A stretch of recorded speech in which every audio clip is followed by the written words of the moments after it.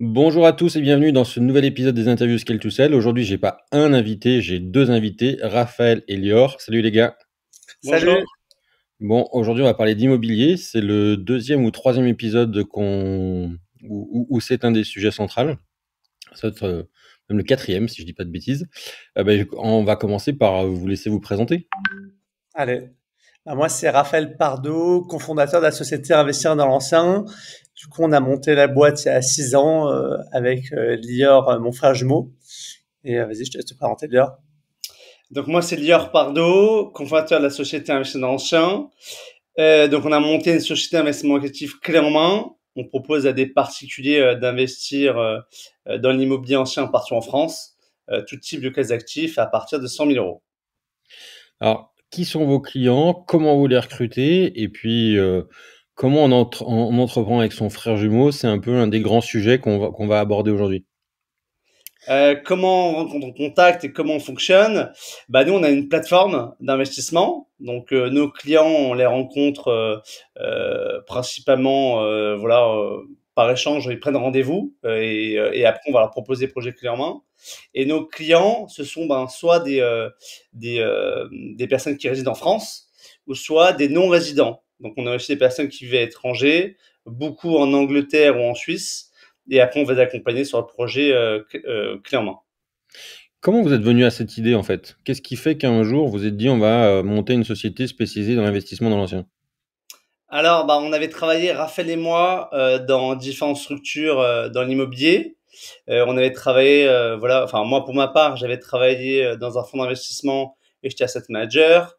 Après, j'ai travaillé chez Nexity. Après, j'avais travaillé dans une startup où on développait un logiciel pour les asset managers. Et en fait, on proposait les mêmes services pour les instituts. Donc finalement, c'était réservé que aux professionnels. Et on s'est dit que il y avait un business à faire avec les particuliers et le proposer finalement à tout le monde et le démocratiser. Donc on a décidé de créer un institut ancien dans ce sens. Juste pour, qu'on comprenne bien, vos parcours respectifs à tous les 2, c'est quoi avant de vous associer? Alors moi je finis et après c'est Raphaël qui prendra pour son côté. Moi, mon parcours, j'ai un master 2 en immobilier entreprise à la Sorbonne, donc vraiment immobilier commercial. Et après, j'ai travaillé dans différentes structures dans l'immobilier, mais plutôt commercial. Et après, d'où l'idée que j'ai eue et Raphaël m'a rejoint sur le projet pour développer Investir dans l'ancien pour les particuliers. Et moi, du coup, j'ai bossé aussi dans l'immobilier. Enfin, j'ai commencé ma carrière en tant que broker en habitation. Après, j'ai bossé dans le tertiaire, du coup, dans tout ce qui était commerce, vente de fonds de commerce et vente de bureaux, et avec des études en immobilier. Et du coup, Lior a commencé la société Investissement dans l'ancien, et après, je l'ai rejoint pour la suite. Comment on se dit: «Je vais rejoindre mon frère jumeau»? Est-ce qu'il y a quelque chose, est-ce que cette connexion gémellaire fait que naturellement, en fait, on se dit, «On va faire le projet ensemble» ou il faut aller convaincre son frère de s'associer avec toi, comme n'importe quel associé? On a toujours voulu créer une entreprise. On ne savait pas si on allait le faire ensemble ou pas. Donc au début, j'ai commencé seul. Je lui ai parlé du projet et je pense que ça a tenté. Bon, après, il a dû un peu me convaincre, mais c'est vrai que bon, ça n'a pas duré longtemps et je l'ai rejoint. Mmh. Aujourd'hui, là, vous parlez de la plateforme. C'est quoi le rôle de votre plateforme dans votre business model? Et du coup, comment va être votre business model par rapport à un client qui arrive chez vous aujourd'hui? À quel moment, enfin, de où à où vous l'accompagnez et quels sont les frais, en fait, que vous allez prendre tout au long d'un projet, en fait, immobilier? Comment ça se passe? Alors nous, c'est il y a 4 étapes chez Investissement Ancien. Premièrement, il y a la recherche du bien, ensuite les travaux, l'ameublement et la gestion locative. On va être payé à chaque étape et c'est un mandat non exclusif. C'est-à-dire on va l'accompagner de son projet de A à Z. Les clients, ils arrivent avec soit des critères assez stricts, possibles ou pas possibles. Ça, c'est à voir déjà. Et après, il y en a qui savent pas du tout ce qu'ils veulent. Et après, la base, c'est déterminer la capacité d'emprunt. Donc, premièrement, ce qu'il faut faire, c'est déterminer sa capacité d'emprunt, soit avec sa banque, quand ils le veulent, parce que la plupart du temps, le problème, c'est que les banquiers, ils veulent pas trop s'embêter là-dessus. Donc, il faut aller voir un courtier de confiance qui calcule les futurs loyers, qui se projette sur le long terme et qui peut déterminer une capacité d'emprunt. Ça, c'est la base. Une fois qu'on a sa capacité d'emprunt, on peut avoir un plan d'action pour de l'investissement sur du long terme. Donc, sur du 20 à 25 ans. Ensuite, il faut savoir où on veut investir et quel type de classe d'actifs. Donc ça, c'est important de se projeter sur une ville soit qu'on connaît ou une ville qu'on a envie de connaître.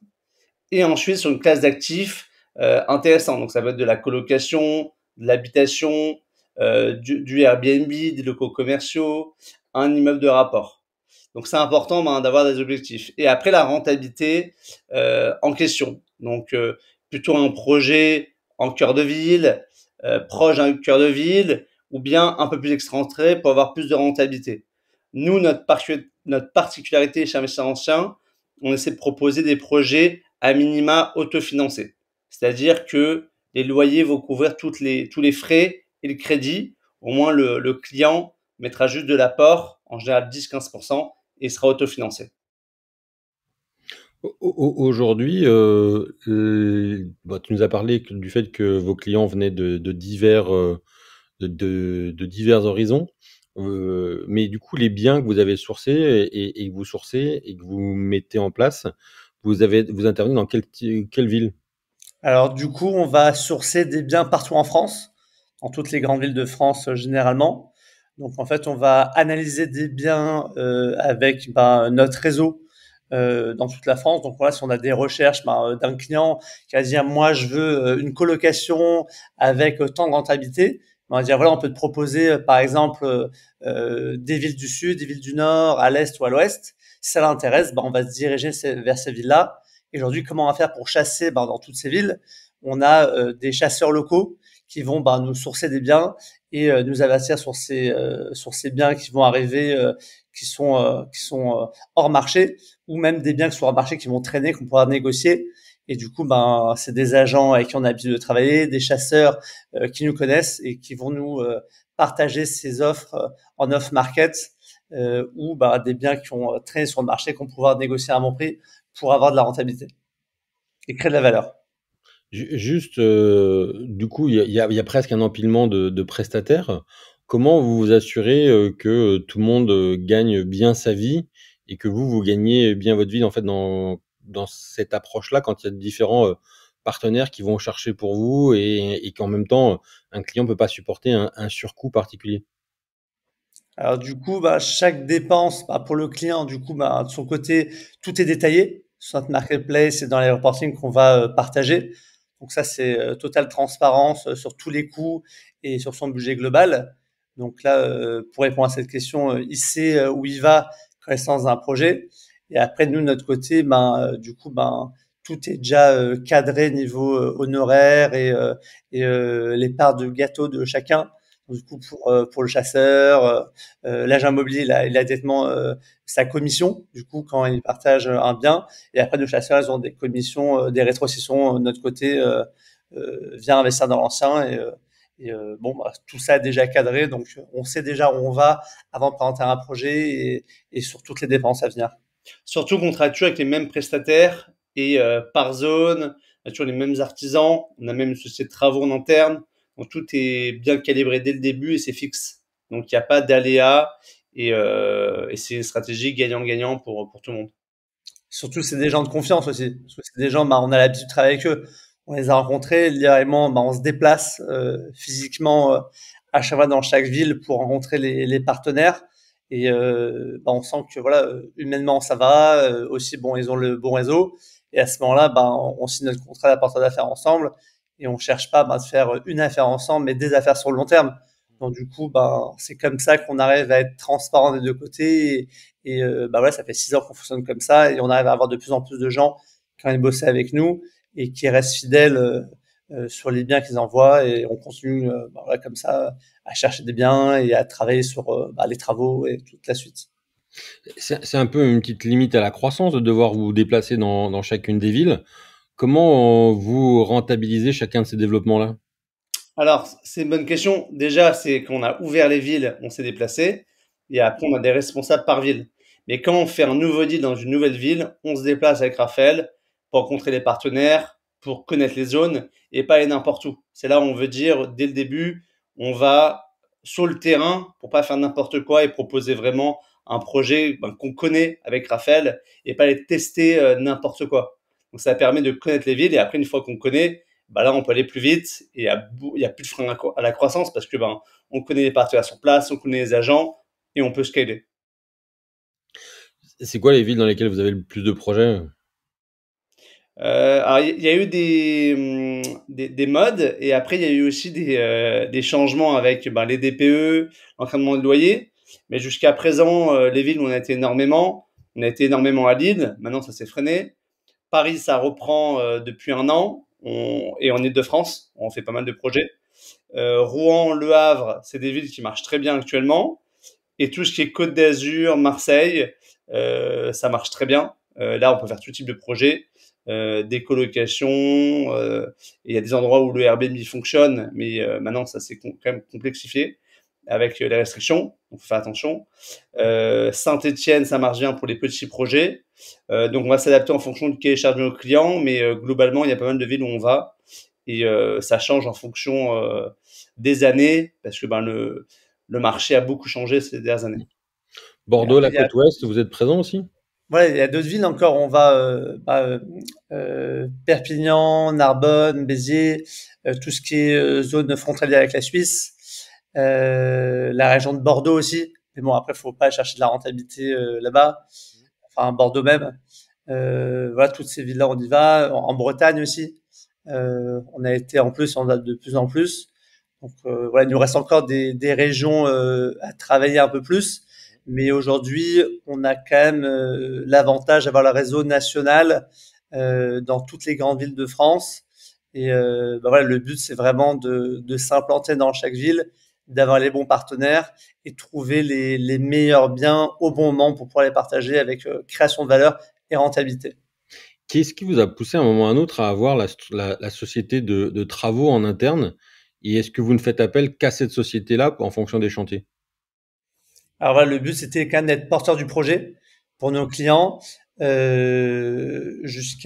il y a quelques mois, on portait quand même le projet, mais du coup, c'était nos artisans locaux qui facturaient et qui partageaient leur décennale. Et aujourd'hui, on s'est dit, ça va être plus simple d'avoir notre société de travaux avec une décennale, tout corps de métier, et du coup, avoir notre artisan en interne qui va suivre les chantiers et déléguer aux artisans locaux pour suivre les chantiers et même se déplacer quand il faut. Et voilà, ça va être plus simple comme ça et c'est plus simple pour déléguer et suivre les chantiers. Et surtout, voilà, on est porteur du projet vu qu'on a la société de travaux et la décennale tout corps de métier. Ouais, ça sécurise le client et c'est beaucoup plus simple aussi en termes de gestion. Et il a directement une garantie décennale d'investissement ancien. Donc, c'est plus simple comme ça. Juste pour bien comprendre, du coup, en fait, un projet aujourd'hui, je viens vous voir, je me dis, j'ai 200 000 euros d'apport, je veux investir. Vous me conseillez quoi et quels sont les critères que je dois prendre en compte pour en fait avoir le meilleur investissement? Les critères, ça va dépendre déjà des objectifs. Donc, il y a des personnes qui nous contactent qui ont des critères plutôt patrimoniaux, donc pour déléguer à leurs enfants. Donc, on va plutôt leur proposer d'investir via une SCI, par exemple. On a d'autres qui vont investir via une société, donc par exemple, une holding, et qui vont faire remonter de l'argent, qui ont plus de cash, donc qui vont pouvoir mettre plus d'apports. Donc là, on va pouvoir aller dans des grandes villes et directement être autofinancé. D'autres qui ont moins d'apports et qui souhaitent avoir plus de cash flow. Donc là, on va aller sur des villes de taille moyenne où le prix mètre carré est plus abordable, en dessous de 2500 euros du mètre et chercher une plus forte rentabilité. Donc autofinancé, même voir un peu de cash flow. Donc là, on va aller sur du Airbnb, des colocations, des immeubles de rapport, si on a le budget évidemment. Et nous, on va s'adapter en fonction des critères. Après, si je dois recommander aujourd'hui des produits d'investissement, on va dire quelqu'un qui a 250 000, qui veut quelque chose de stable sur le long terme, proche d'autofinancement, on peut être sur des grandes villes type Paris, Marseille, où il y a une forte tension locative, mais on aura un petit effort d'épargne de 100 à 150 euros. Mais après, si on veut de l'autofinancement, là, on peut être sur des villes type Rouen, Le Havre, où on va avoir un bien, projet clé en main, entre 150 et 200 000 euros autofinancés. Je comprends. Et du coup, en fait, sur un projet comme ça, quelle est la part, en fait, aujourd'hui qu'il faut prévoir pour les travaux versus la part, en fait, de l'acquisition du bien? Vous, aujourd'hui, c'est quoi les grands ratios que vous suggérez? Alors, pour les travaux, généralement, c'est 10% du bien, on va dire. Si je dois vraiment prendre un ratio global sur tout ce qu'on fait, parce qu'il y a quand même beaucoup de biens qui sont mal classés énergétiquement. On va devoir améliorer la note énergétique. Et après, des travaux de rafraîchissement. Donc, on va devoir reprendre la salle de bain souvent, la cuisine qui est un peu passée et les peintures. Et après, tout ce qui est énergétique, ben, ça va dépendre du DPE. Ça, c'est les travaux, je dirais, classiques. Et après, bah, il y a la part du mobilier. Ça va dépendre de la typologie du bien. Donc, plus c'est petit, évidemment, ça coûte moins cher. Et plus c'est grand, bah, il va falloir prévoir plus de mobilier avec l'électroménager, la décoration et suivre la liste LMNP si c'est le cas. Et après, il y a les frais de notaire qui sont en moyenne à 8,5% maintenant, parce que bah, il y a eu une augmentation des taxes de 0,5 sur point de commune. Donc en moyenne, on va dire c'est 8,5. Et après, il y a nos frais. Ça va dépendre du type de bien, mais en moyenne, on est à 6% du montant global du projet hors frais de notaire. Bon, on a parlé de votre métier. Maintenant, quelles ont été un peu les grandes étapes qui vous ont permis de structurer la société pour en arriver jusque-là? Comment, en fait, vous vous y êtes pris de l'association initiale à vous deux à aujourd'hui un groupe qui intègre une société de travaux en plus de sa phase conseil? Bah, ça s'est fait petit à petit, hein. Au début, on était deux avec Laure. On se déplaçait pour comprendre un peu les marchés. C'était il y a plus de 6 ans. Et après, petit à petit, ça s'est monté avec des partenariats au début, et après des premiers salariés. Et après, on a digitalisé l'offre au maximum avec le marketplace, de plus en plus de marketing. On a de plus en plus de clients. Et après, on a répété ça un peu dans chaque ville, du coup, pour ouvrir et en faisant de plus en plus de projets.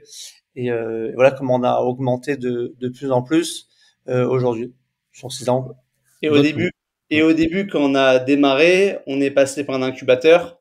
Ça nous a permis quand même de digitaliser l'offre, comprendre l'environnement enfin comment ça fonctionnait une startup et d'évoluer dans cet environnement. Donc on était au School Lab, on avait accès à Station F. Donc ça, je pense que si quelqu'un se lance, il nous écoute aujourd'hui, je pense que c'est important de démarrer dans un incubateur sur sa première startup. Ça va permettre de comprendre les bases et se confronter aussi avec d'autres entrepreneurs parce qu'on a tous les mêmes problèmes finalement quand on démarre. Et après, on a toujours des, euh, des nouveaux freins à dépasser. C'est pour ça d'ailleurs qu'il y a plein de groupes d'entrepreneurs qui existent. Donc aussi bien pour le premier client, la première année jusqu'à la 10e année, et après c'est le problème de chiffre d'affaires, de scaling et de marché. Donc je trouve que c'est hyper intéressant de démarrer dans un incubateur comme ça. Mais après, comme l'a dit Raphaël, c'est par étapes. Et le cycle de vie d'une entreprise, il y a des hauts et des bas et on avance petit à petit, ce qui permet de renforcer la structure et d'arriver jusqu'à créer une entreprise de travaux. Et après, maintenant, proposer le service de manière nationale avec une marketplace, avec des partenariats qu'on a pu essayer, réessayer et retester et voir la meilleure méthode. Et aujourd'hui, on a plus de 10 000 personnes avec lesquelles on travaille en France, des agents immobiliers, des marchands de biens, des notaires, des artisans, qui nous permettent aujourd'hui d'être efficaces et d'apporter une qualité pour nos clients. Justement, du coup, tu parlais des différentes étapes. Est-ce qu'il y a des étapes qui vous ont marqué et comment à chaque fois vous les avez dépassées? Il y a le premier client déjà, ça c'est la première étape, je dirais. Je me rappelle, c'est un copain d'un copain qui m'a présenté. Il m'a dit, lui, il veut investir. Je lui ai dit, très bien, démarrons alors. Et j'avais mon premier mandat, je me rappelle très bien, je l'ai rencontré, on a signé le mandat.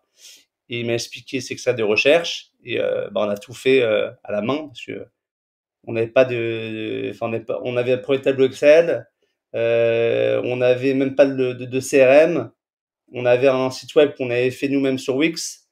Voilà, nous on n'avait pas levé de fonds, donc on avait fait avec les moyens du bord. Et il était content, donc il nous a recommandé. Et au début, c'est bouche à oreille. Donc ça, c'était la première étape, je dirais. Après, je sais pas, je pense que c'était refonte du site où on avait plus de budget. Et là, on est passé sur une autre catégorie. Parce qu'évidemment, quand tu as une autre façade, tu présentes différemment. Après, les premiers salariés qui sont rentrés, les premiers bureaux, ça c'est aussi une étape, avoir ces bureaux. C'est un accomplissement quand même de voir une équipe le matin, d'ouvrir le bureau et dire waouh, il y a vraiment des gens qui travaillent ici et je suis pas seul. Et après, d'avoir du repeat, des grossir petit à petit, d'avoir plus de chiffre d'affaires. Ça, c'est des étapes que tout le monde connaît dans une entreprise et c'est incroyable. Tu as parlé du premier salarié. Quel a été son rôle? Sur quoi vous êtes entouré de quelqu'un d'externe? Premier salarié, on a commencé avec des stagiaires déjà. Et après, le stagiaire est devenu alternant. L'alternant est devenu en CDI. C'était un BizDev. Donc au début, il faisait un peu tout en réalité au début quand on est arrivé. Et après, il a évolué petit à petit. Et après, il faisait du BizDev et aussi de l'automatisation chez nous. Tu disais, on n'a pas levé de fonds. Dans votre domaine, il y en a quand même qui ont essayé, qui ont eu des problèmes, comme dirait l'autre. C'est une force de ne pas avoir levé des fonds ou ça vous aurait permis d'aller plus vite et de structurer peut-être des choses différentes? Alors, à l'époque, c'était à la mode, on va dire, et aujourd'hui, ça l'est moins. Euh, pour la simple bonne raison que les taux sont plus les mêmes. Et aujourd'hui, on cherche plus des entreprises rentables que l'hyper-croissance. Et après, ça dépend des modèles. Encore une fois, je pense que vraiment, ça dépend des business models. Nous, on l'a vu. Je pense que c'est moins adapté à lever de fonds, quand même, notre business, parce qu'il y a de l'humain. Même si c'est une PropTech, derrière, il y a de l'humain, il y a des chantiers, il y a des crédits, il y a des notaires, il y a une réglementation dans l'immobilier. Même si, évidemment, on digitalise, on arrive à scaler et à faire du repeat, mais ça reste quand même de l'immobilier physique et tangible. Donc, on peut pas se permettre de tout digitaliser. Donc, je pense que nous, notre force, avec Raphaël, avec un ancien, c'est d'avoir pas levé de fonds et d'avoir évolué petit à petit. Et ça me permet d'avoir essayé les choses et d'avoir aussi fait des erreurs comme tout le monde, mais d'avoir évolué petit à petit et maintenant d'être une entreprise. On a toujours été rentable, mais évidemment, le chiffre d'affaires a évolué et ça me permet d'avoir une entreprise stable et qui évolue chaque jour, quoi. Comment vous répartissez justement les rôles entre vous deux? Vas-y, Raphaël. Alors, moi, je m'occupe de tout ce qui est la partie sourcing, du coup, tout ce qui est recherche de biens.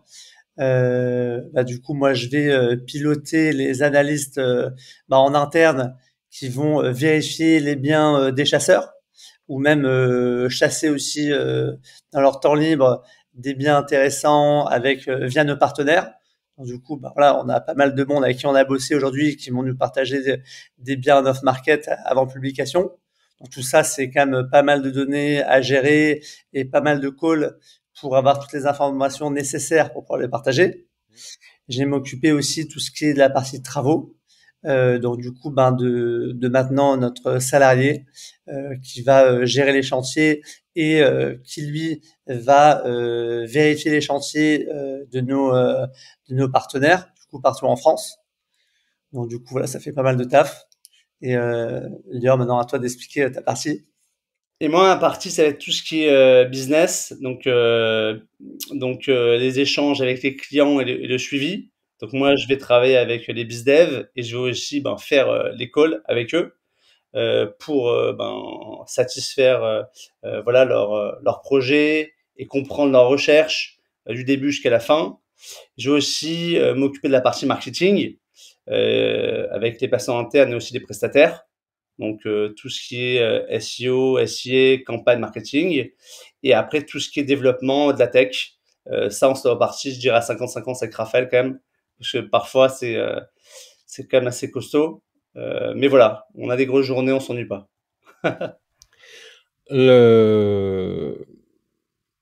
Comment dire? J'ai toujours une question que j'oublie à un moment ou à un autre quand je vais la poser dans un épisode, mais c'est toujours un moment gênant, mais il passe vite. Cette répartition, elle a évolué au fil du temps ou vous vous êtes dit ça dès le début? Non, c'est resté comme ça depuis le début et ça a pas changé. C'est ça qui a été bien, c'est qu'on s'est pas vraiment posé la question. Leader s'est toujours occupé des parties investisseurs et moi je me suis toujours occupé de la partie recherche.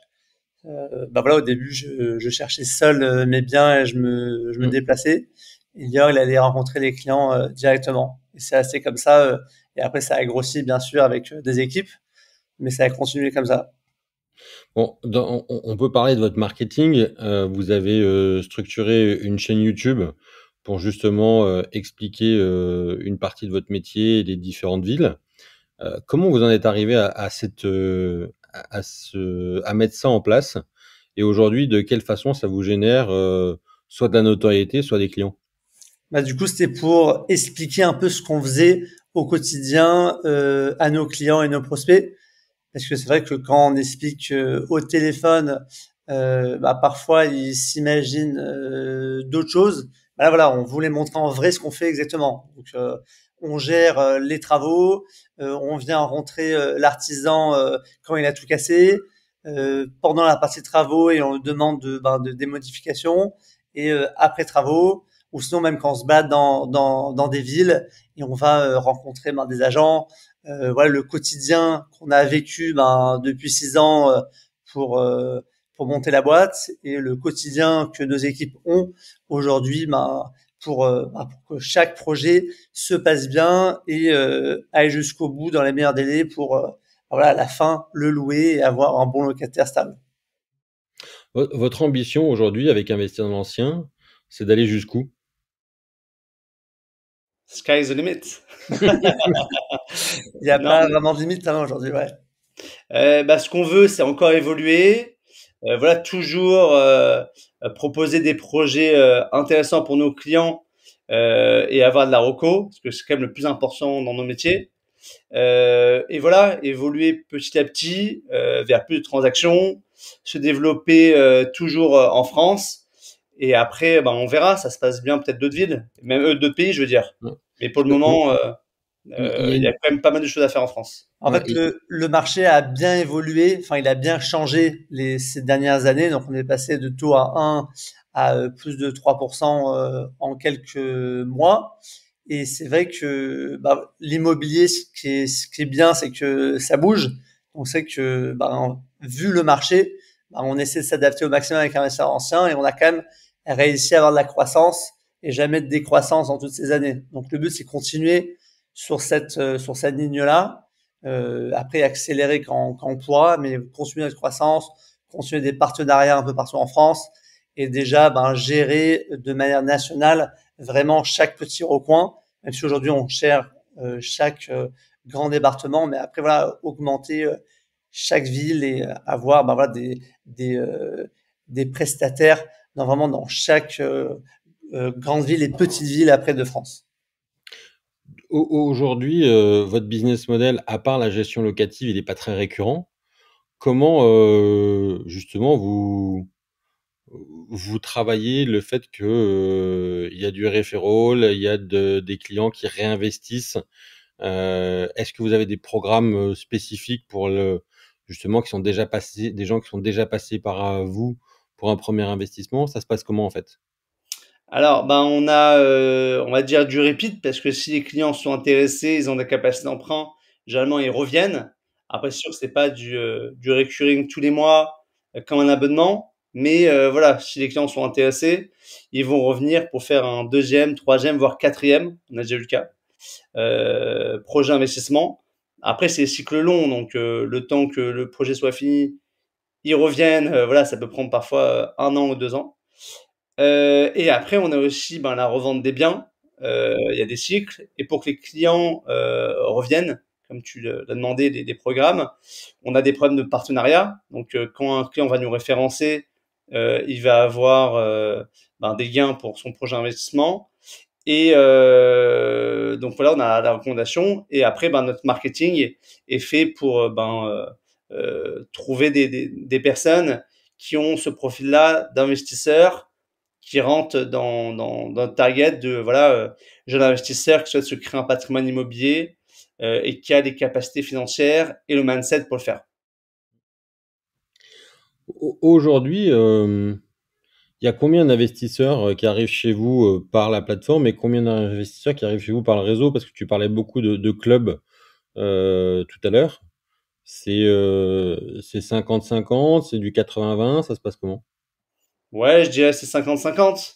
Nous, aujourd'hui, on fait une centaine de transactions annuelles. Donc, ouais, je dirais c'est 50-50. 50% reco, 50% qui viennent directement, prise de contact. Et après, on échange sur leur projet. Et après, ils décident ou pas de passer par nous. Je comprends. On va passer dans la deuxième partie du quiz là bientôt. Est-ce qu'il y a une question que vous auriez aimé que je vous pose et que je vous ai pas posée jusqu'à présent?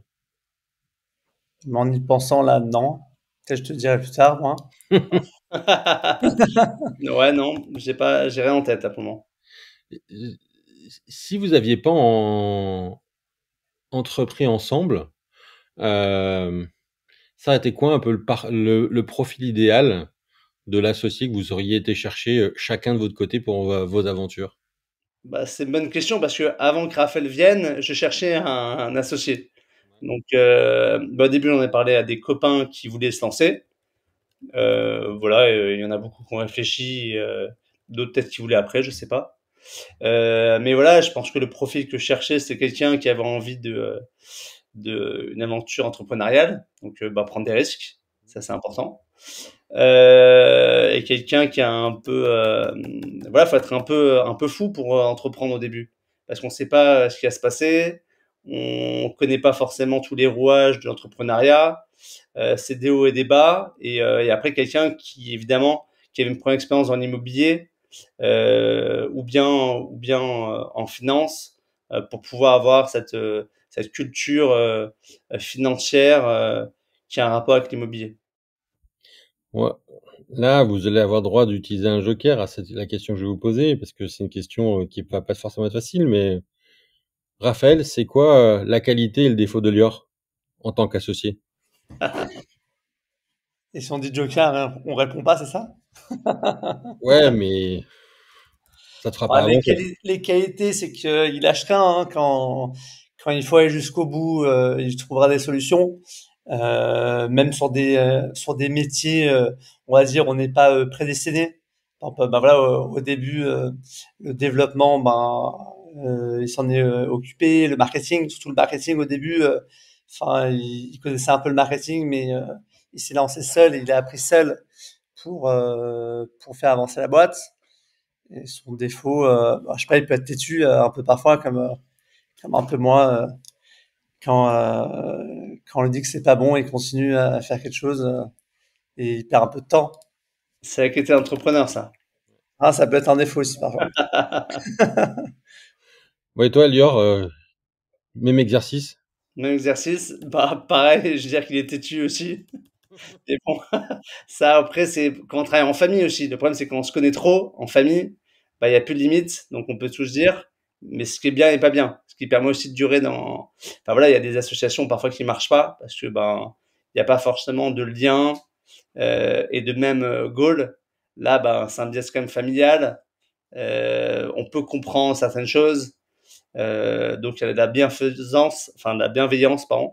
Et On ce qui peut se faire permet, confiance aussi. ouais, ce qui permet de tenir sur la durée, je dirais.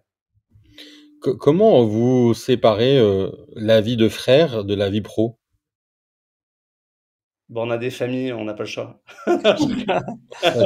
Ah bah, du lundi au vendredi, ça parle que IMO, voilà, de 9h à 20h, on va dire, ou à Mhm. 19h. Mais après, bon, on s'envoie toujours des messages, mais quand on s'appelle, c'est vrai qu'on parle pas de ça, ou quand on se voit le week-end, on essaie de pas trop en parler, sauf quand il y a des sujets qui sont un peu chauds, mais on essaie de mettre un peu de ça de côté. Parce que bon, Ouais, voilà, faut une fin. quand la famille est à côté, ça les intéresse pas trop d'entendre d'immobilier, d'entrepreneuriat, donc on met ça de côté. Et justement, comment vivent ça vos compagnes? Parce qu'en fait, vous avez une relation ultra fusionnelle et perso et pro.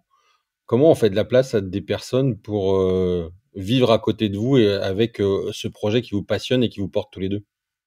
Alors, bah moi, j'ai de la chance que ma femme, elle a son cabinet, enfin, elle est avocate, elle a son cabinet depuis longtemps, donc elle comprend ce que c'est l'entrepreneuriat.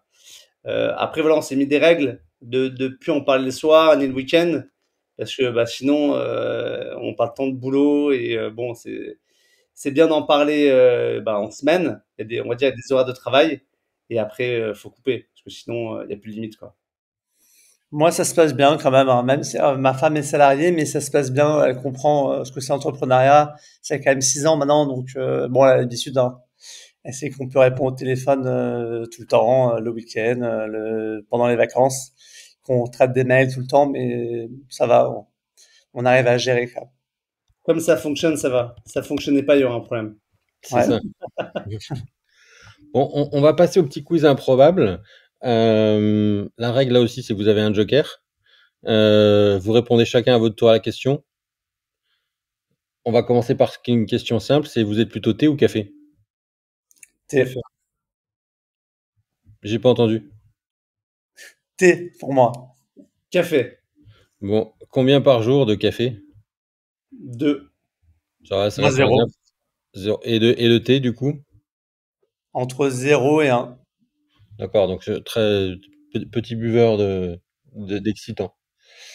Euh, à chacun son tour. Quel est votre mot préféré? Bien fait. Disruptif. Pourquoi disruptif? Bon, je sais pas, c'est entrepreneuriat, j'avais envie de dire ça parce que bah, c'est qu'on l'a beaucoup utilisé les premières années dans l'immobilier, dans la PropTech, donc je trouve qu'il y avait un lien direct. Hmm.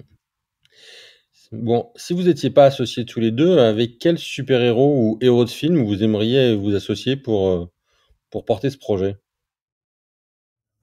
Moi, je Euh, prendrais, je sais pas, Superman. Pourquoi? Bah, il résout tous les problèmes, c'est rapide, il y a une solution, c'est pas mal. Et toi, Raphaël? avec Batman, il peut se déplacer rapidement. Quand tu as des rendez-vous, tu vois, il peut aller très vite. Si vos concurrents étaient des des personnages de dessins animés, qui seraient-ils? Homer Simpson. Des Bon, je pense Pokémon, qu'on n'a pas besoin d'expliquer, de détailler pourquoi. il y en a qui évoluent, il y en a qui évoluent pas. Ouais. À quelle période vous auriez aimé entreprendre tous les deux? Si vous Oh, aviez pas entrepris maintenant. on l'a fait au bon moment, je trouve. Moi, je vois Vraiment, c'était pile le bon moment à 29 ans, donc avant d'être marié, avant d'avoir des enfants. Donc on avait le temps. C'est vrai qu'aujourd'hui, me lancer, enfin moi je pense qu'il faut toujours se lancer. Je dis à chaque entrepreneur, faut y aller, mais c'est plus dur de se lancer. Ben, maintenant à nos âges, avec des vies de famille, on a moins de temps. la prise de risque est plus dure quand même, parce que quand t'es seul et t'as pas de charge, ben tu risques pas grand-chose, à part manger des pâtes et pas voyager. Au pire, tu pars en flexibus et tu prends un sac à dos, c'est toujours marrant. Alors que bon, quand t'as une famille, c'est que ça peut être plus compliqué. Tu Mais j'aurais t'habitues à pas la aimé le première faire après, avant. ouais. Comment? Tu t'habitues à la première, c'est plus Flixbus. Ouais. Exactement, exactement. Après, t'as plus envie d'avoir la même chose. Mais et avant, plus jeune, bah c'est dommage, tu perds ton l'insouciance directement, alors tu peux profiter. Donc après, il faut le faire quand on est prêt, hein, honnêtement. Il n'y a pas de règle, mais bon, moi je trouve qu'on l'a fait au bon moment. Je crois que ma première boîte, je l'ai créée à 29 ans aussi, si ma mémoire est bonne, donc je vous Voilà, c'est comprends. ça. C'est un bon âge. Ouais. Si vous pouviez voyager dans le temps, bah ça, je vais poser la question, je suis bête. Quel est le plat le plus bizarre que vous avez mangé pendant un déjeuner d'affaires? Le quoi? Le plat le plus bizarre que vous ayez mangé pendant un déjeuner d'affaires? Joker. Franchement, là, j'ai pas de souvenir. Ouais, j'ai pas d'idée.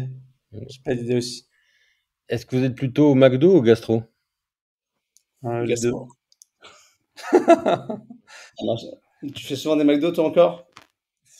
Je dois en faire 3 par an, quoi. Ouais, donc t'as changé quand même.